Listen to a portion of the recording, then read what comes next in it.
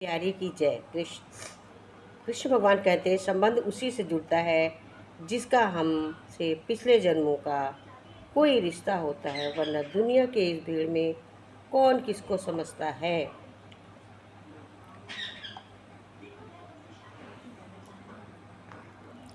भगवान कहते हैं कि हम हैं या हम हैं नहीं। वास्तविक सवाल नहीं, वास्तविक सवाल है भय और क्रोध को सीमा से पार जाना। ध्यान हमें किसी प्रकार के भय की सीमा से पार ले ध्यान हमें किसी प्रकार की सीमा से पार ले जाता है। किसी जगह से हम क्रोध और भय के शिकार हो जाते हैं। जब हम अपने जीवन की मृत्यु की स्वाभाविक क्रिया को समझ लेंगे, तभी हम इस बात को समझ पाएंगे कि स्वयं का अनुभव करने के लिए मृत्यु एक आवश्यक शर्त है।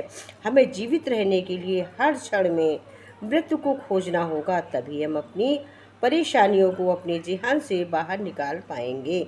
हम स्वयं अपने कर्म, आपके पास जितना भी स्वयं शेष है, हमको उसका पूरा लाभ उठाना चाहिए।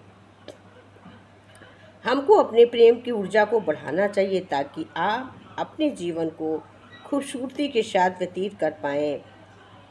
कहते हैं बुद्ध जी ने भी अपने शिष्य से कहा था, शरीपुत्र आनंद शरीपुत्र अपने कुछ दोस्तों के साथ अन्य पीड़िका का देखने गए।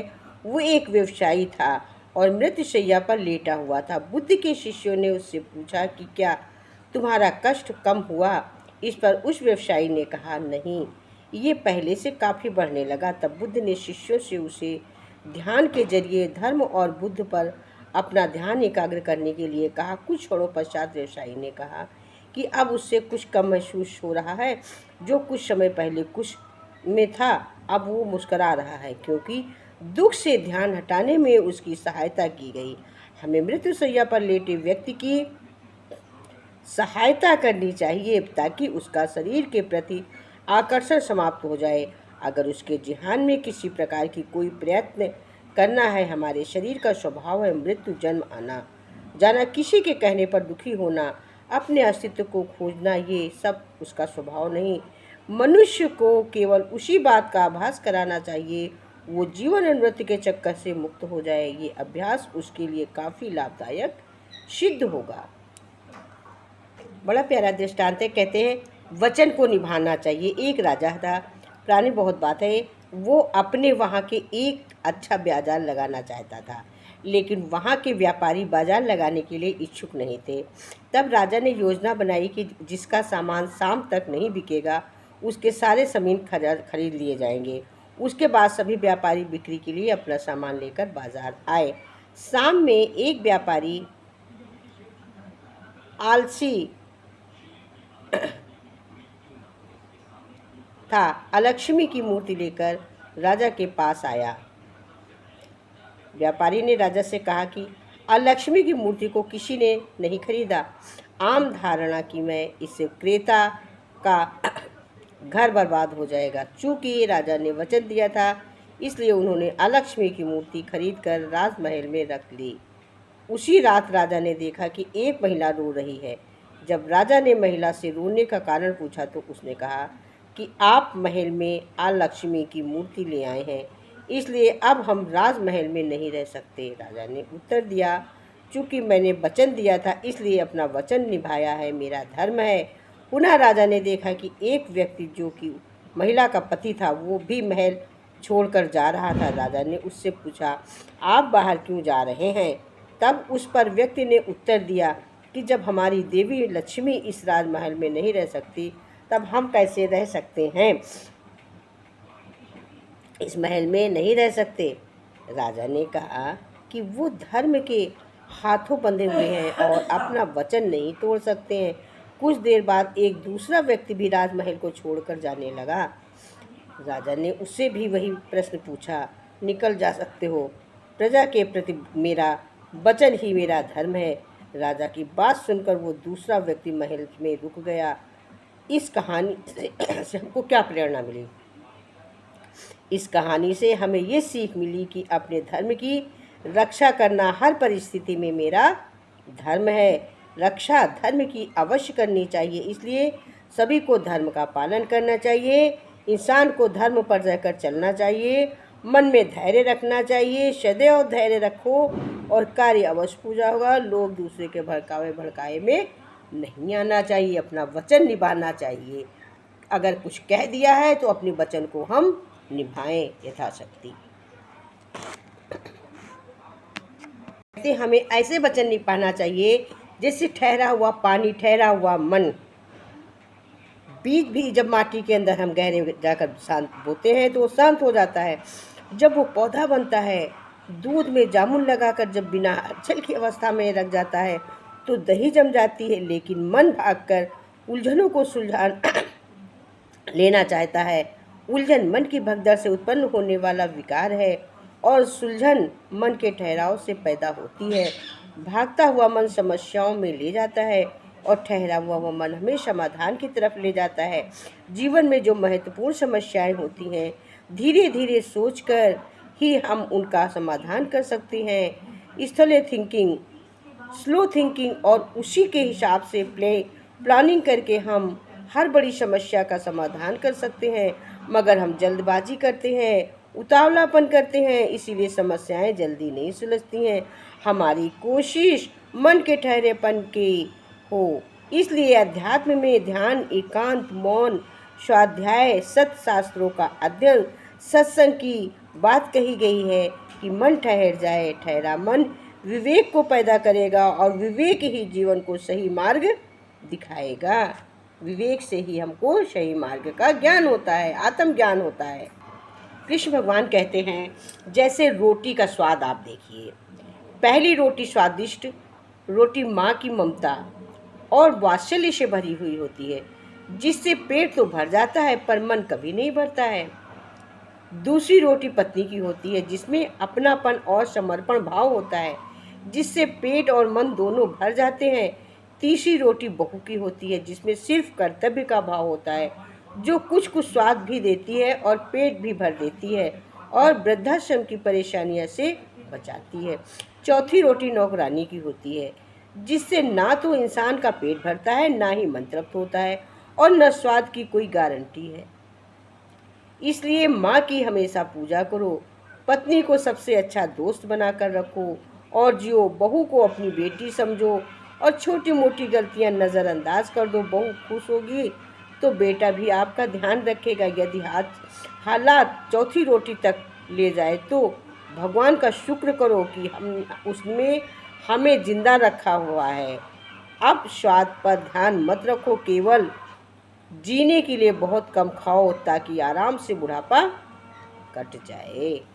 ये कृष्ण का उपदेश है। भगवान कृष्ण ने कहा है, अगर नहीं है तो आप जीने के लिए खाओ, जो बुढ़ापे को काट लो। भगवान ने तो बिल्कुल स्पष्ट कृष्ण जी ने कहा है, सांसारिक मोह के कारण ही मनुष्य मैं क्या करूं और क्या ना करूं सोचता है। इस दुविधा में फंसकर कर्तव्य को भूल जाता था। मोह और सुख के वशीभूत होकर रह जाता है। शरीर नाशवान है और उसे जानने वाला शरीर अविनाशी है। इस विवेक को महत्व देना और अपने कर्तव्य का पालन करना, इन दोनों में किसी भी एक उपाय को काम में लाने की चिंता शोक मिट जाता है। निष्काम पूर्वक केवल दूसरों के हित के लिए अपने कर्तव्य का तत्परता से पालन करने मात्र से कल्याण हो जाता है। कर्तव्य बंधन से छूटने के दो उपाय हैं। कर्मों के तत्व को जानकर निस्वार्थ भाव से कर्म करना और तत्व ज्ञान का अनुभव करना। मनुष्य को अनुकूल प्रतिकूल परिस्थिति आने पर भी सुख दुख नहीं होगा चाहिए, क्योंकि इसके सुखी दुखी होने वाला मनुष्य संसार से ऊंचा उठकर परम आनंद का अनुभव नहीं कर सकता है। किसी भी साधन से अंतःकरण में समता आनी चाहिए। समता आए बिना मनुष्य सर्वथा निर्विकल्प नहीं हो सकता है, सब कुछ भाग्य ही है, ऐसा स्वीकार कर लेना सर्वश्रेष्ठ साधन है। अंतकालीन चिंतन के अनुसार ही जीव की गति होती है, अतः मनुष्य को हरदम भगवान का स्मरण करते हुए अपने कर्तव्य का पालन करना चाहिए, जिससे अंतकाल में भगवान की स्मृति बनी रहे, याद बनी रहे। तभी कृष्ण भगवान कहते हैं कि भक्ति बहुत प्रकार की होती, भक्ति एक की नहीं होती है। हम कैसी भी भक्ति को कर सकते, जैसे भक्ति जब हम भोजन में प्रवेश करती है तो भोजन को वो प्रसाद बना देती है। भक्ति जब भूख में प्रवेश करती है तो भूख को क्या बना देती है, व्रत बना देती है। जब भक्ति पानी में प्रवेश करती है तो वो पानी को चरणामृत बना देती है।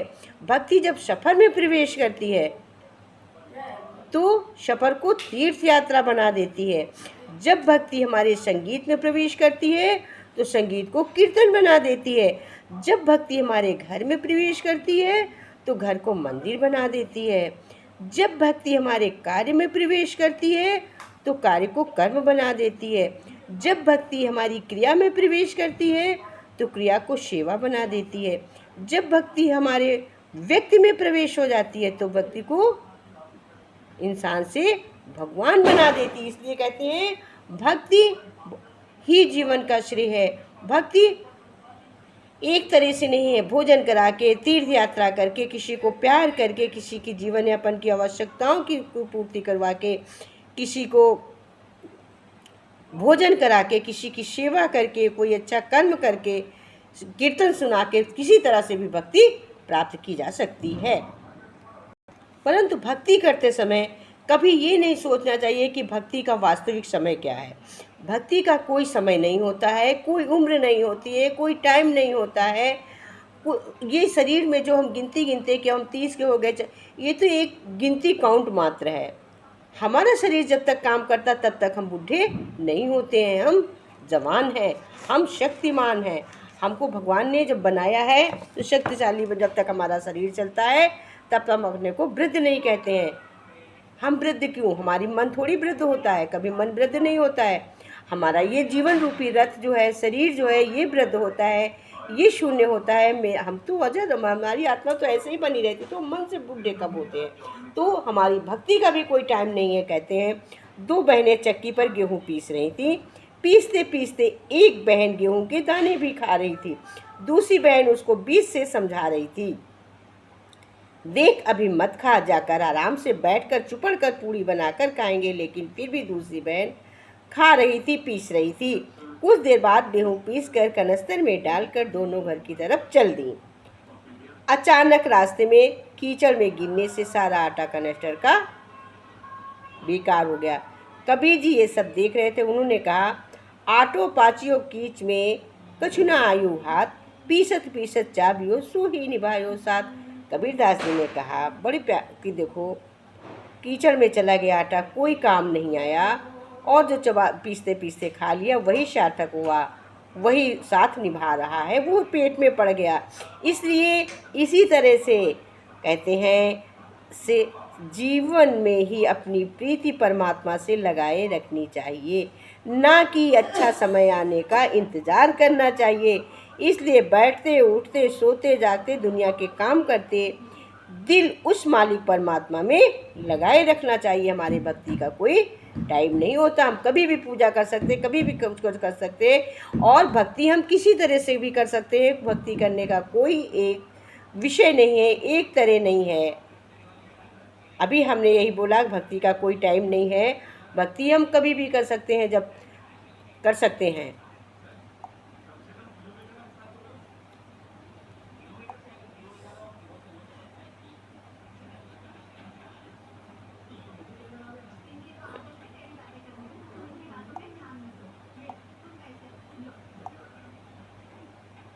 बस ज़रूरत होती है हम अपने को लापरवाही मत करें। जो हो चुका है उसकी परवाह ना करें, उसको छोड़ दें। हर दिन सुबह मेडिटेशन करना बहुत आवश्यक है। किसी भी चीज़ से उम्मीदें ज़्यादा मत रखो। पहली बार किसी काम से फेल होने पर डरो मत, दोबारा कार्य अवश्य करो। गलती करके खुद को कभी मत कोसो। ऐसी चीज पर अपनी एनर्जी बर्बाद मत करो जो आप बदल नहीं सकते हैं। सुनो सबकी, करो अपने मन की। बोलना कम करो, ज़्यादा बोलने से एनर्जी और दिमाग दोनों ही खराब होते हैं। कोई आपको शांति नहीं दे सकता सिवाय आपके दिमाग के। आपका दिमाग ही आपको शांति देता है। भगवान कहते हैं सब भगवान पे छोड़ो। जो हुआ अच्छा हुआ, जो हो रहा अच्छा वो अच्छा हो रहा है, जो होगा वो भी अच्छा होगा। जो तुम्हारा क्या था जो तुम रोते हो? तुम क्या कुछ लाए थे जो तुमने खो दिया? तुमने क्या पैदा किया जो नष्ट कर दिया? तुमने जो लिया यहीं से लिया, जो दिया यहीं पर दिया। जो आज तुम्हारा है कल किसी और का होगा, कल किसी और का होगा, परसों किसी और का होगा। परिवर्तन ही संसार का नियम है। ये मतलब है कहने का, ये संसार ही परिवर्तनशील है। इसमें हमारा क्या है? कुछ भी नहीं है। ओ बांस की बसुरिया पे घड़ो इतराए रे, बांस की बसुरिया पे घड़ो इतरा। सोना चांदी की जो होती, हीरा मोती की जो हो, जानो क्या करे तो, ओ क्या करे तो, जाने क्या करे तो। ओ बांस की बसुरिया पे घड़ो इतरा। सोना चांदी की जो होती, हीरा मोती की जो, जाने क्या करे तो, क्या करे तो, जाने तो इतेरावे, जानो काहे इतेरावे। रावे पालना का पुत्र होकर घड़ो इतेरावे, पालन का पुत्र होकर घड़ो इतेरा। कोई राजा का जो होते, कोई राजा का जो हो तो महाराजा का जो, जानो क्या कर तो, क्या करे तो। पालन का पुत्र होकर पालन का पुत्र घड़ो इतेरावे। कोई राजा का जो हो तो महाराजा का जो, जानो का करे तो, का करे तो। की बसुरिया पे घड़ो इतरावे रे, बांस की बसुरिया पे घड़ो इतरावे। चांदी की जो होती, हीरा मोती की जो होती, जाने क्या करे तो, क्या करे तो, जाने क्या करे तो। कलिया पर नाच घड़ो है, कालिया पे नाच घड़ो इतरावे। को नरकत होवे, कोई नरकत हो, नटराज जो होवे, जन क्या करे तो, क्या करे। अरे कालिया नाच परे घड़ो इतरावे, कालिया नाच परे घड़ो इतरा। कोई नरकत होवे, नटराज जो होवे, जाने का करे तो, का करे। अरे बांस की बसुरिया पे घड़ो इतरावे।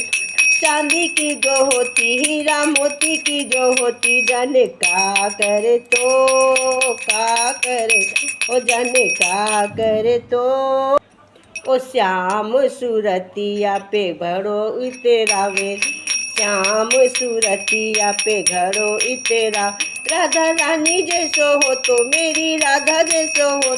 अरे श्याम सूरतिया पे घड़ो इतरावे रे, श्याम सूरतिया पे घड़ो इतरा। राधा रानी जैसो हो तो, मेरी राधा जैसो हो तो, जाने का कर तो, का कर, जाने का करे तो, का करे तो। ओ बांस की बसुरिया पे घड़ो इतरावे रे, बांस की बसुरिया पे घड़ो इतरावे। जाने सोना चांदी की जो होती, हीरा मोती की जो होती, सोना चांदी की जो, हीरा मोती की जो होती, जाने का करे तो, का करे तो, जाने का करे तो, का करे तो। अरे बांस की बसुरिया पे घड़ो इतरावे रे, बांस की बसुरिया पे घड़ो इतरावे। सोना चांदी की जो होती, मोती की जो होती जन का करे तो, का करे तो रे जन का करे तो, का करे तेरे जनो क्या करे तो। बोलो बाके बिहारी लाल की जय, कृष्ण कन्हैया की जय।